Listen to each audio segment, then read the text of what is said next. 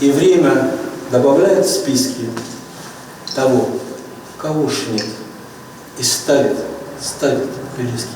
Эти строки, написанные фронтовиком Константином Симоновым, в этот день как никогда кстати. При жизни летописец 28-й Невельской дивизии Иван Конюхов сделал все, чтобы героям той войны ставили обелиски, а память о них не была передана забвению. И вот в Сыктывкаре открыли мемориальную доску в его честь.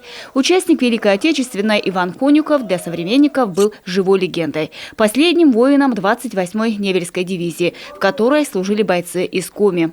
Под ее знаменем он освобождал Великие Луки, штурмовал Ступинскую высоту. Именно там он похоронил своего лучшего друга, земляка из Пажги. А уже через несколько дней пуля настигла и самого Ивана Петровича.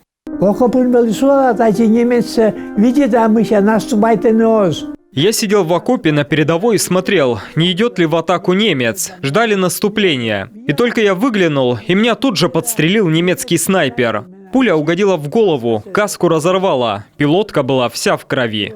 Но несмотря на тяжелое ранение, Иван Петрович выкарабкался и снова вернулся в строй, а победу встретил уже в Румынии. После почти 35 лет руководил Советом ветеранов дивизии, выпускал о ней книги, писал статьи.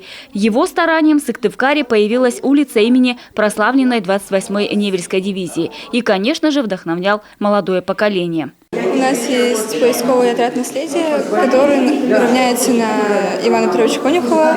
Он является нашим примером.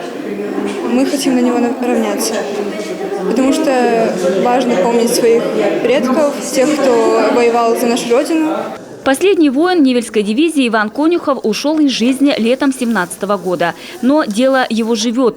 Бойцы поискового отряда каждый год выезжают на места боевой славы, чтобы поднять останки тех, кто отдал свою жизнь, защищая Родину. Когда он ушел из жизни, мы издали его книгу «От солдата до маршала». Вот.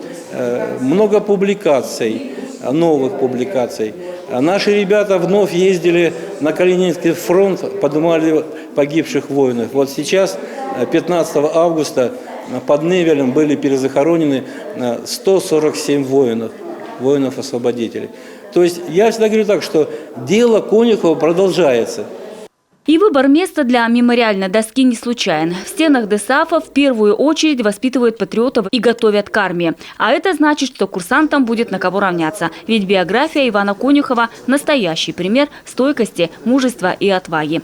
Анастасия Тюрина, Павел Королев, Дмитрий Ведерников, телеканал Юрган, Сыктывкар.